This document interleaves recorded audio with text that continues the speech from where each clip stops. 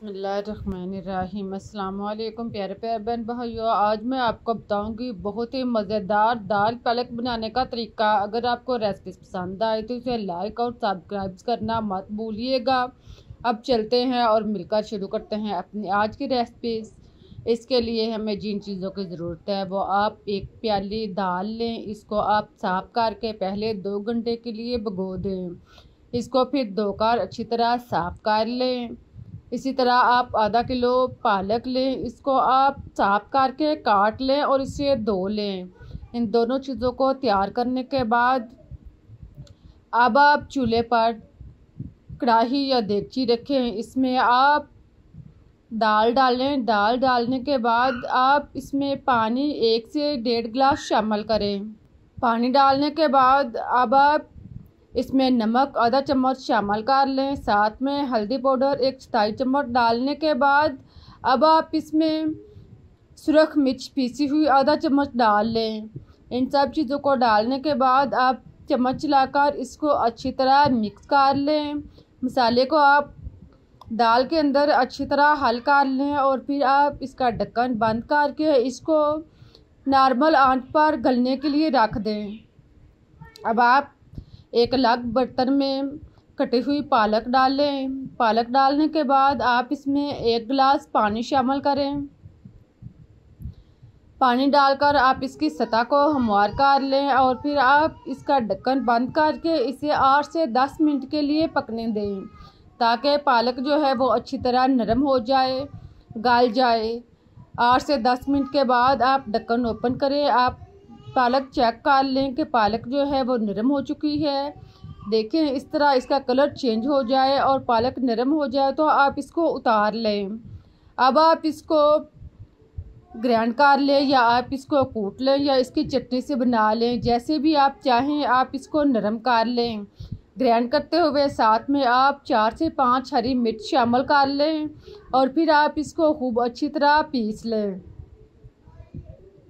इसका आप पेस्ट सा बना लें। देखें इस तरह आप इसकी चटनी या पेस्ट बनाकर आप इसको एक साइड पर रख दें।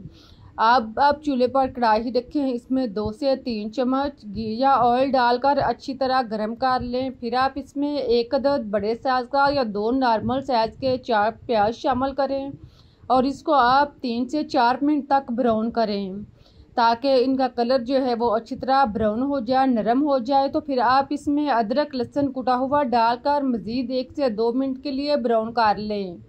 इसके बाद आप 2 अदद टमाटर लें, इसका आप पेस्ट बना लें और फिर आप इसको डालकर इसे अच्छी तरह भून लें। टमाटर को डालने के बाद आप इसका पानी खुश्क होने तक इसे भूनें। फिर आप इसमें नमक टेस्ट के मुताबिक डाल लें। हल्दी आधा चम्मच डालने के बाद आप कश्मीरी लाल मिर्च आधा चम्मच डाल लें। साथ में ज़ीरा पिसा हुआ 1 चम्मच और खुश्क धनिया 1 से 1.5 चम्मच डालने के बाद अब आप इसमें कसूरी मेथी 2 चम्मच शामिल कर लें।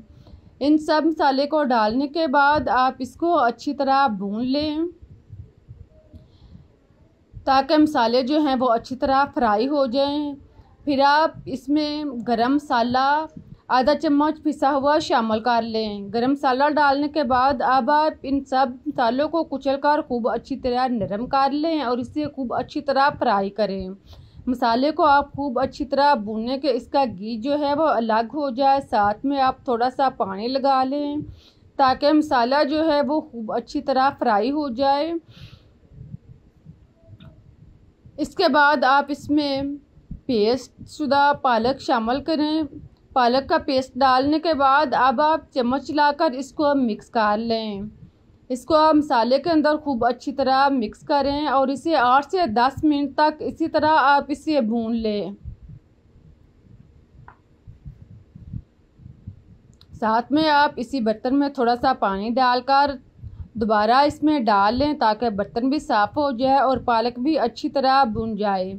आप देखेंगे 8 से 10 मिनट के बाद इसका कलर जो है वो चेंज हो चुका है और पालक जो है वो अच्छी तरह फ्राई हो चुकी है, भुन चुकी है। अब आप इसमें बॉयल दाल शामिल करें। दाल डालने के बाद आप इसको मिक्स कर लें। दाल और पालक को आप अच्छी तरह मिक्स कर लें। चम्मच चलाएं और फिर आप इसे 8-10 मिनट के लिए मज़ीद पकने दें।